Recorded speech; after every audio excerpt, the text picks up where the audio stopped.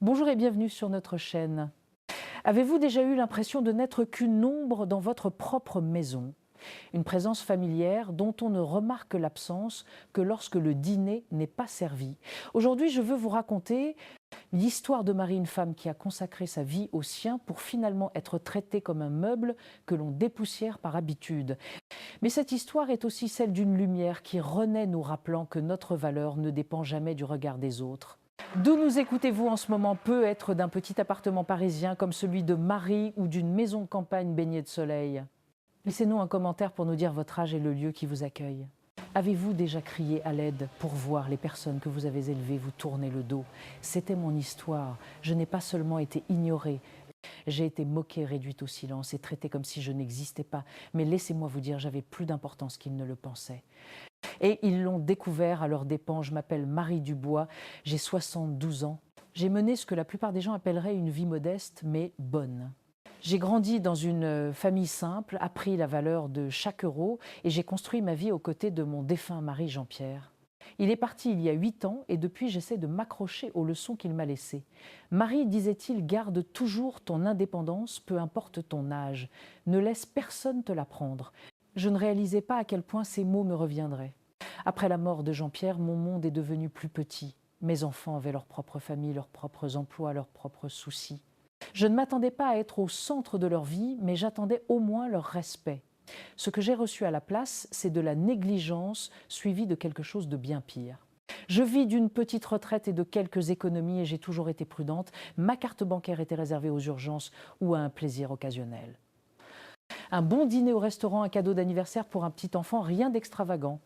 Mais un après-midi, assise à ma table de cuisine, en triant mes factures, j'ai remarqué quelque chose d'étrange, une dépense que je ne reconnaissais pas. Au début, j'ai pensé que c'était peu, être une erreur. Un restaurant où j'étais pas allée, un magasin où je n'avais rien acheté. C'était une petite somme facile à ignorer. Mais ensuite, cela s'est reproduit encore et encore. Chaque mois, les débits devenaient plus audacieux. Des billets d'avion, des réservations d'hôtels, des restaurants dans des villes que je n'avais jamais visitées. Je me souviens tenir le relevé de compte dans mes mains, ma poitrine se serrant tandis que je chuchotais. Comment est-ce possible? Ma première pensée a été la fraude. Bien sûr, un inconnu avait dû obtenir les informations de ma carte. Mais ensuite, j'ai vu les noms, les détails, et mon cœur s'est arrêté. C'était mon fils et sa femme. Je connaissais exactement le complexe hôtelier où ils avaient séjourné car ma belle-fille s'en était vantée sur les réseaux sociaux. Une villa en bord de mer, tout compris champagne tous les soirs. Et maintenant, je réalisais que tout cela avait été payé en mon nom. J'ai essayé de les appeler immédiatement. J'ai dû composer le numéro 6 fois avant que quelqu'un ne décroche. Quand mon fils a finalement répondu, son ton était sec, presque agacé. Maman, tu es encore confuse, tu t'inquiètes toujours pour rien, ne te stresse pas. Il a raccroché avant que je puisse finir ma phrase. Je n'ai pas abandonné cependant. J'ai envoyé des messages dans notre groupe de discussion familiale sur WhatsApp. J'ai expliqué qu'il y avait des débits que je n'avais pas effectués, que j'avais besoin d'aide. Vous savez ce que j'ai eu en retour? Le silence. Et puis pire, un émoji rieur de ma belle-fille suivi des mots « elle perd la tête ». On devrait peu être lui confisquer sa carte avant qu'elle ne dépense tout en laine et en tisane. J'ai fixé cet écran jusqu'à ce que mes yeux s'emplissent de larmes. Mes appels à l'aide bloqués, ma dignité bafouée. Mais laissez-moi vous dire quelque chose. C'est à ce moment-là que le feu s'est allumé en moi, parce qu'ils me croyaient impuissante. Ils pensaient qu'ils pouvaient me vider jusqu'à la dernière goutte et rire pendant que je suppliais. Ils avaient oublié que c'était moi qui avais construit la vie sur laquelle ils se tenaient maintenant. Je n'avais pas dit mon dernier mot. Après cette nuit, j'ai à peine dormi. Je repassais leurs mots encore et encore dans mon esprit. Le ton moqueur, le rejet méprisant, l'emoji rieur qui ressemblait à une gifle. J'étais assise à ma table de cuisine serrant le relevé de compte comme si c'était la preuve d'un crime, car c'est exactement ce que c'était, un crime contre moi, leur propre mère. Le matin, je me suis préparé une grande tasse de café et j'ai examiné chaque page ligne par ligne. Plus je lisais, plus mes mains tremblaient. Des billets d'avion pour Marrakech, un hôtel 5 étoiles à Deauville, des virées shopping aux Galeries Lafayette, des soins au spa, des dîners dans des restaurants chics, des milliers d'euros, tout cela à mon nom. Ma gorge s'est asséchée. Je me suis souvenue de chaque année où j'avais renoncé à acheter de nouveaux vêtements juste pour pouvoir mettre un peu plus de côté pour eux. Chaque Noël où je réduisais discrètement mes propres repas pour pouvoir offrir les jouets que mes petits-enfants voulaient. Et maintenant, ils sirotaient des cocktails sur la plage pendant que je comptais mes centimes pour faire les courses. J'ai repris le téléphone déterminé à parler à mon fils. Cette fois, sa femme a répondu. « Marie, dit-elle doucement, sa voix dégoulinant d'une fausse sollicitude, vous devez vous tromper. » Vous savez comme les factures peuvent paraître compliquées quand on vieillit. Ces mots m'ont piqué plus qu'elles ne le réalisaient quand on vieillit. Comme si l'âge effaçait ma capacité à penser. Comme si mon esprit, ma vivacité, ma dignité avaient déjà expiré. « Je ne me trompe pas, lui ai-je dit fermement. Je vois les dates, je vois les montants et j'ai vu les photos que vous avez publiées. Ne me mentez pas, elle a eu un petit rire bas et cruel. Si vous êtes si inquiète, vous n'auriez peu être pas dû nous donner accès en premier lieu. Mais ne vous en faites pas, nous allons gérer ça. Reposez-vous. » Puis la ligne est devenue silencieuse. Je suis restée assise là longtemps, le téléphone encore à la main, le pouls battant dans mes oreilles. Il ne s'agissait plus seulement d'argent. Il s'agissait de la façon dont ils me regardaient comme si j'étais jetable.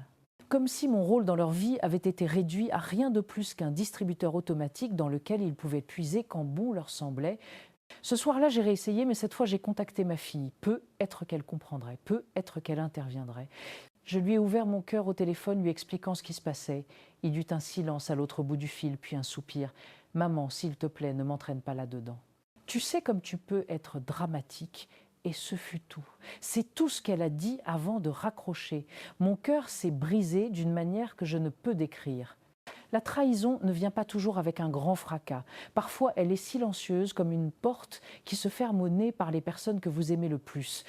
Pendant des jours, j'ai porté ce poids en silence. Je ne voulais pas le dire à mes voisins. La fierté me retenait. Je ne voulais pas me confier à mes amis de la paroisse. La honte me brûlait trop profondément. Alors j'ai écrit. J'ai pris chaque relevé et j'ai surligné les débits que je n'avais pas effectués.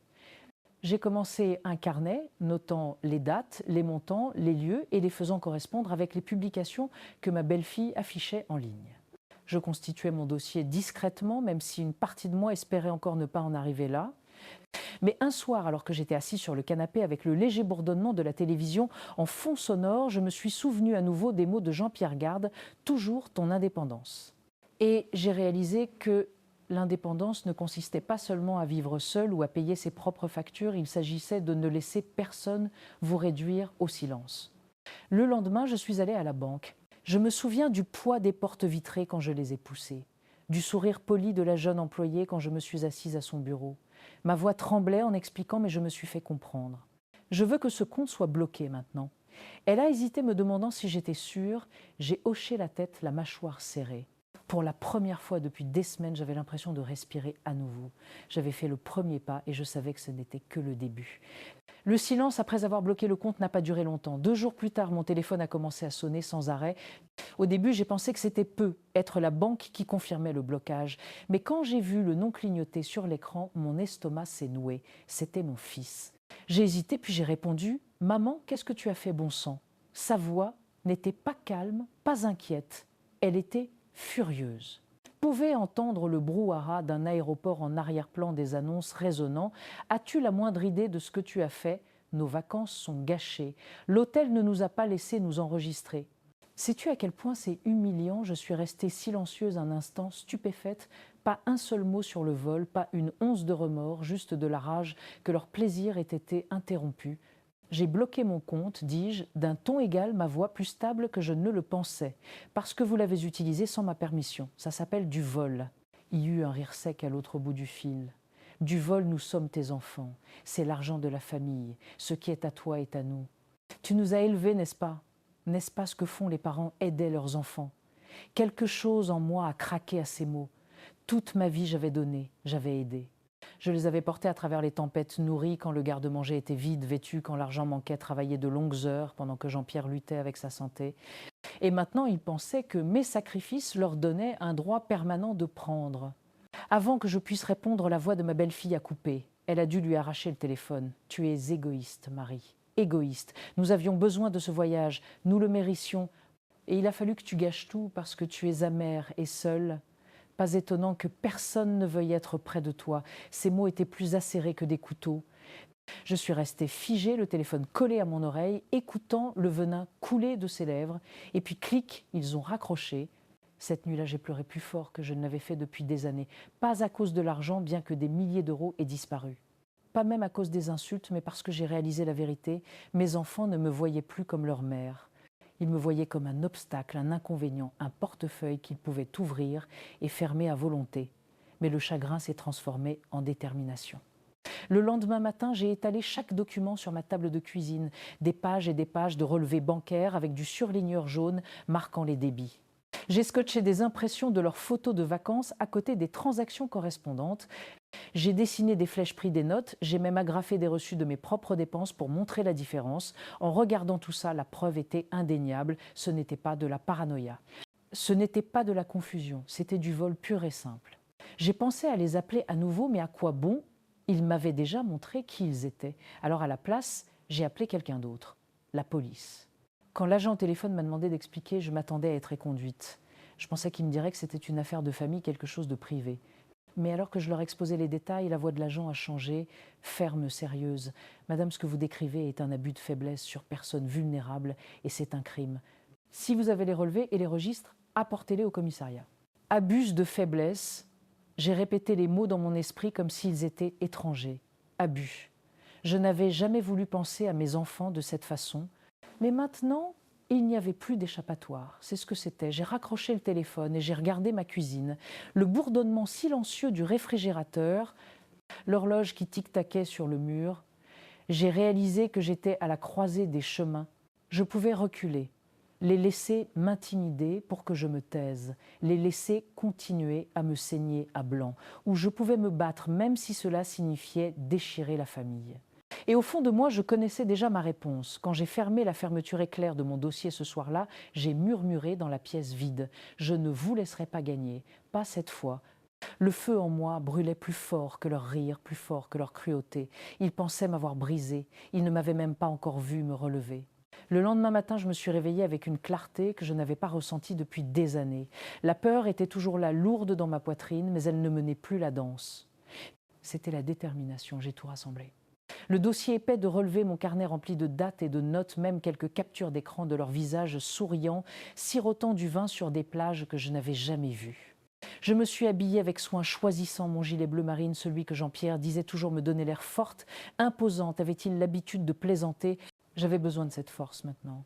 Avec ma canne dans une main et le dossier dans l'autre, j'ai franchi la porte. Le commissariat sentait légèrement le café et le désinfectant. De jeunes officiers s'affairaient, tapant sur des ordinateurs, répondant aux appels.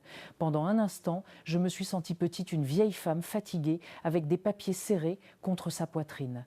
Mais ensuite, un brigadier a levé les yeux et a demandé « Je peux vous aider, madame ?» « Oui », ai-je dit, en stabilisant ma voix. « Je dois signaler un crime. Mes enfants m'ont volé. » Il a cligné des yeux clairement surpris, mais il m'a fait signe de m'asseoir. Bientôt, un jeune officier aux yeux bienveillants m'a conduite dans une pièce plus petite. En étalant les documents sur la table, j'ai raconté mon histoire morceau par morceau. Ma voix tremblait au début, puis elle est devenue plus forte. Chaque mot était une libération de la honte, de la peur du poids que j'avais porté seule. L'officier ne m'a pas interrompu, ne m'a pas rejeté. Au lieu de cela, il a hoché la tête, posé des questions de clarification et pris des notes. Finalement, il s'est penché en arrière, tapotant le dossier. Vous avez fait plus de travail préparatoire que dans la plupart des affaires que nous voyons, Madame Dubois. Ce n'est pas seulement de la négligence. C'est un abus de faiblesse et c'est poursuivable. J'ai senti ma gorge se nouer en l'entendant formuler si clairement. Cela a brisé quelque chose en moi, mais cela a aussi construit quelque chose de nouveau. Que se passe-t-il maintenant ? Ai-je demandé doucement. Nous devrons les contacter, examiner les débits avec la banque et ouvrir une enquête formelle. Vous devrez peut-être faire une déposition au tribunal si cela va aussi loin, mais vous avez déjà fait le plus difficile. Vous vous êtes manifesté. Pour la première fois depuis des semaines, je me suis sentie plus légère, comme si la justice n'était peu. Être pas seulement pour les autres, peut être qu'elle était aussi pour moi. Il n'a pas fallu longtemps pour que les retombées commencent. Le soir même, mon téléphone s'est de nouveau allumé, cette fois avec des messages, pas seulement des appels. Comment oses-tu impliquer la police ? Tu vas nous ruiner, maman. Comprends-tu ce que tu fais ? Tu brises cette famille pour rien. Rien. Je fixais l'écran, ma main tremblant. Pendant un instant, j'ai failli céder. Presque. Mais ensuite, je me suis souvenu chaque nuit où j'allais me coucher le ventre vide pour qu'ils puissent manger. Chaque matin de Noël où je leur donnais tout ce que j'avais, chaque sacrifice qui avait été tordu en droit acquis, j'ai tapé une seule réponse, une seule. Vous avez brisé cette famille quand vous m'avez volé. et j'ai retourné le téléphone face contre la table. Les jours qui ont suivi ont été tendus. J'ai évité le supermarché près de leur quartier, j'ai gardé mes stores baissés. Je me suis appuyée sur le soutien d'une voisine bienveillante, Madame Fournier, qui m'a porté du thé et me serrait la main quand le poids devenait trop lourd. Mais à travers tout cela, je me suis accrochée à une vérité. Je n'étais pas folle, je n'étais pas paranoïaque, j'avais raison. Puis est venue la convocation, la police m'a rappelé pour un suivi, ils avaient parlé à mes enfants. Mon fils, ont-ils dit, a essayé de prendre ça à la légère, insistant sur le fait que c'était juste une affaire de famille. Mais l'officier m'a dit quelque chose qui a remué mon cœur. Il a dit que c'était de l'argent de famille, je lui ai répondu « pas quand il est volé ». Cette phrase a résonné dans mon esprit toute la nuit comme une musique. Enfin, quelqu'un avait dit ce que je hurlais en silence, mais je savais que ce n'était que le début. Mes enfants étaient en colère acculée, et les gens acculés ne reculent pas toujours tranquillement. La tempête arrivait, et j'étais prête à y faire face. La convocation pour retourner au commissariat est arrivée plus vite que prévu. L'officier qui m'avait écouté si patiemment auparavant avait maintenant l'air plus grave, plus sévère. Il m'a dit qu'ils avaient déjà interrogé mon fils et ma belle-fille. Ils n'avaient pas nié avoir utilisé la carte. Non, ils avaient essayé de le justifier. Ils ont dit que vous n'aviez pas besoin de l'argent, expliqua-t-il, les lèvres pincées, que vous étiez vieille, que c'était mieux dépensé pour eux. Ils ont même suggéré que vous finiriez par l'oublier. Un instant, je ne pouvais plus respirer. Oublier, c'est ce qu'ils pensaient de moi maintenant, une vieille femme faible, dont la mémoire pouvait être modelée comme de l'argile. Qui ne remarquerait pas des milliers d'euros disparaissant de son compte? L'officier a dû voir mon visage se durcir car il s'est penché en avant. Madame Dubois, la loi est de votre côté. C'est une affaire pénale, pas seulement un différend familial. Ne les laissez pas vous convaincre, du contraire. Plus tard cette semaine-là, j'ai accepté de les rencontrer, pas seule, jamais seule, mais au commissariat avec des officiers présents. Je suis entrée dans cette pièce austère, les néons bourdonnant au-dessus de ma tête, et ils étaient là. Mon fils, les bras croisés, la mâchoire crispée, et sa femme, l'air défiant dans son chemisier coûteux. Dès que leurs yeux ont croisé les miens, les accusations ont commencé. « Comment as-tu pu nous faire ça? Maman a craché mon fils. Nous sommes ta famille, on ne lave pas son linge sale en public. Tu nous as embarrassés. » Embarrassés, c'était son mot de prédilection. Pas désolé, pas nous avons eu tort. Embarrassée. Je me suis assise lentement croisant mes mains sur la table. Vous vous êtes embarrassé vous-même quand vous avez traité mon compte comme votre tirelire personnel. Ma belle-fille a levé les yeux au ciel. Oh, s'il te plaît, tu n'as pas besoin de cet argent. Tu restes assise, seule dans cette maison à tricoter des pulls et à boire du thé. Nous avons des enfants, des responsabilités, du stress. Nous méritions ces vacances. Et à quoi dépenses-tu ton argent, Marie a acheté plus de laine? Son rire a résonné dans la petite pièce aiguë et cruelle. Un instant, la honte m'a envahi le torse, puis aussi vite, elle s'est transformée en acier. Savez-vous à quoi je le dépense? Ai-je dit, ma voix basse, mais ferme. À payer l'électricité, mes médicaments, les petites choses qui me maintiennent en vie au jour le jour. Et même si ce n'était pas le cas, même si je voulais dépenser chaque centime en laine, ce serait toujours mon argent, pas le vôtre. L'officier s'est raclé la gorge, puis s'est tourné vers eux. Madame Dubois a raison. Votre utilisation de son compte sans permission est un vol pur et simple. Et lorsque la victime a plus de 65 ans, cela est également qualifié d'abus de faiblesse selon le code pénal. Ce mot encore abus, il flottait dans l'air comme de la fumée. Le visage de mon fils a perdu ses couleurs. Ma belle-fille a ouvert la bouche pour argumenter, mais pour une fois, les mots lui manquaient. Pourtant, mon fils a réessayé plus doucement, cette fois presque suppliant. « Maman, pense à ce que tu fais. » Veux-tu vraiment nous traîner au tribunal à voir le nom de ta propre famille dans les journaux? Les gens vont parler, les voisins à la paroisse. C'est ça que tu veux, que tout le monde murmure sur nous. Je me suis penchée en avant, ils murmurent déjà. Et vous savez ce qu'ils disent? Que vous m'avez utilisé, que vous m'avez volé, que vous m'avez laissé pleurer seule dans ma cuisine pendant que vous sirotiez du champagne avec ma carte de crédit. La honte n'est pas à moi de la porter, c'est la vôtre. La pièce est devenue silencieuse. Pour une fois, le pouvoir n'était pas le leur, il était le mien. Quand la réunion s'est terminée, je suis sortie plus droite que je ne m'étais sentie depuis des années. Mais je savais que ce n'était pas fini. Ils n'allaient pas abandonner sans se battre. Et moi non plus. Les lignes de bataille avaient été tracées, pas seulement dans ma famille, mais dans mon cœur. Et j'étais prête à aller jusqu'au bout, peu importe à quel point cela deviendrait laid. L'enquête avançait lentement, comme c'est souvent le cas dans ces affaires, mais les rumeurs, elles se propageaient vite. Cela a commencé à l'église. J'ai l'habitude de m'asseoir près du fond, chantant doucement les cantiques, saluant de la tête les visages familiers. Mais un dimanche, j'ai remarqué la façon dont les gens tournaient la tête quand mon fils et sa femme sont entrés. Les conversations se sont tues, les regards se sont attardés et les mains ont couvert les bouches. Ils marchaient avec raideur, des sourires forcés sur leurs visages, mais je pouvais voir les fissures. Plus tard, Madame Fournier, ma voisine, est passée avec son assiette de biscuits habituelle. Elle s'est penchée, baissant la voix. « Marie, les gens parlent. Ils disent que votre fils a des ennuis d'argent avec vous. J'ai dégluti difficilement embarrassée. Mais elle m'a tapoté la main. N'ayez pas honte, ma chère. Vous avez fait ce qu'il fallait. » Plus nombreuses sont celles qui auraient dû parler quand leurs enfants pensaient pouvoir profiter d'elles. Ces mots m'ont réchauffé plus que les biscuits ne l'auraient jamais pu. Mais pour mon fils et sa femme, les murs se refermaient.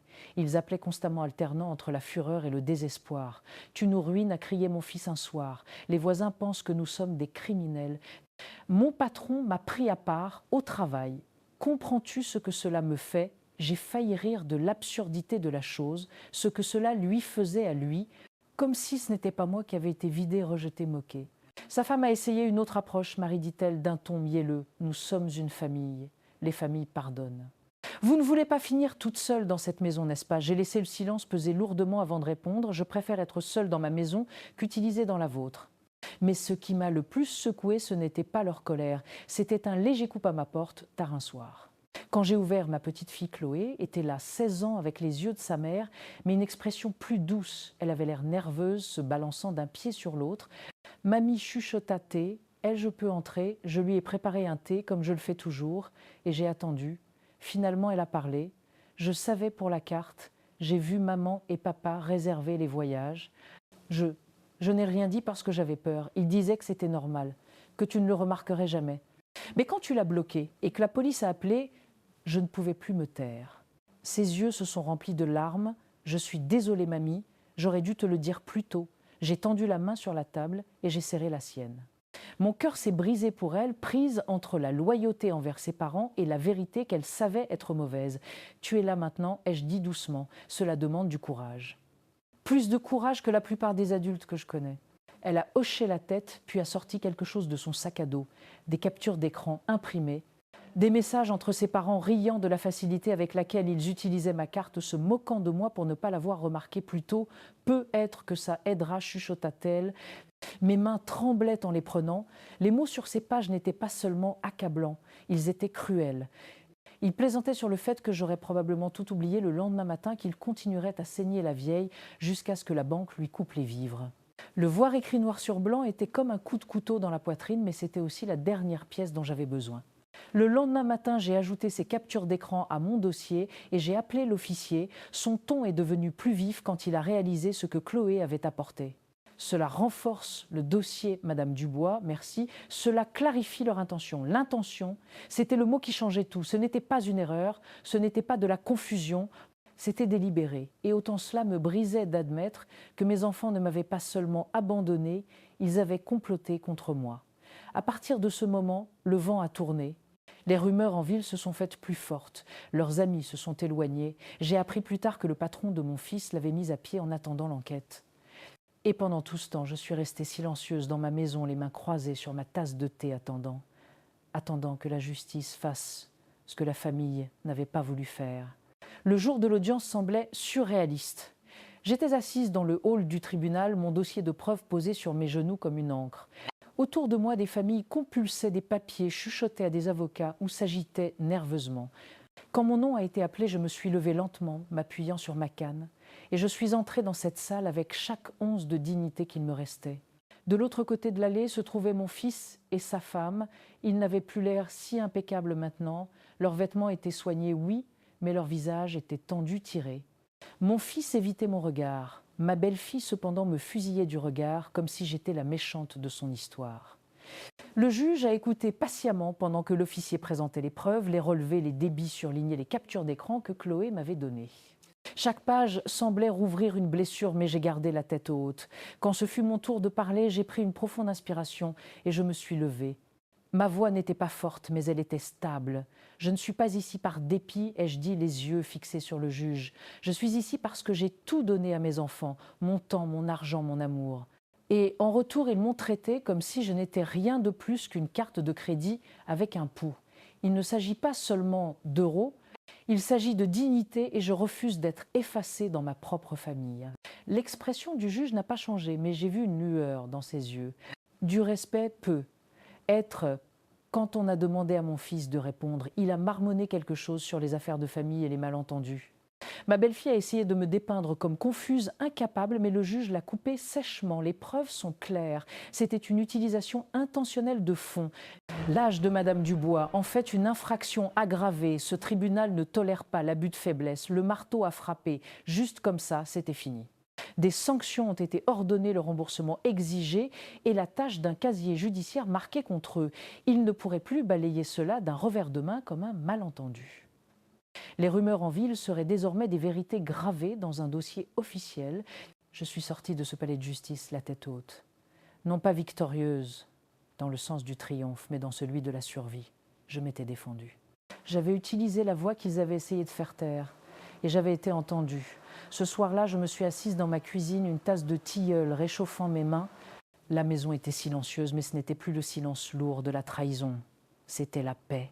Chloé m'a appelée pour prendre de mes nouvelles, sa voix douce mais assurée. « Je suis fière de toi, mamie », a-t-elle dit. Et pour la première fois depuis longtemps, je me suis sentie fière de moi aussi. En regardant la pile de papier maintenant rangée dans un tiroir, j'ai pensé à Jean-Pierre. Je l'ai imaginé debout, là, les bras croisés, ce petit sourire au coin de ses lèvres. Imposante, aurait-il dit à nouveau. Et j'ai réalisé qu'il avait raison. J'avais peu être 72 ans. J'avais peu être été rejetée, moquée, ignorée. Mais je n'étais pas impuissante. Et à tous ceux qui écoutent en ce moment, peu être avez-vous ressenti la même chose? Peu être avez-vous été réduit au silence négligé, traité comme si vous n'aviez pas d'importance? Laissez-moi vous dire, vous avez de l'importance. Votre voix a de l'importance. Votre dignité a de l'importance. Et parfois, il faut se battre pour elle, même si cela signifie se tenir seul. Mes enfants pensaient pouvoir bloquer mes appels à l'aide. Ils pensaient pouvoir rire en me vidant de mes ressources. Ce qu'ils ne savaient pas, c'est qu'il me restait encore de la combativité. J'ai bloqué leur accès. J'ai montré la vérité à la police. Et à la fin, j'ai retrouvé ma dignité. Alors je vous laisse avec ceci. Ne laissez jamais personne vous convaincre que vous êtes trop vieux pour vous défendre. L'âge n'efface pas votre force, il l'affine. Maintenant, dites-moi d'où nous regardez-vous. Je veux savoir parce que peut être juste peut, être mon histoire et votre histoire.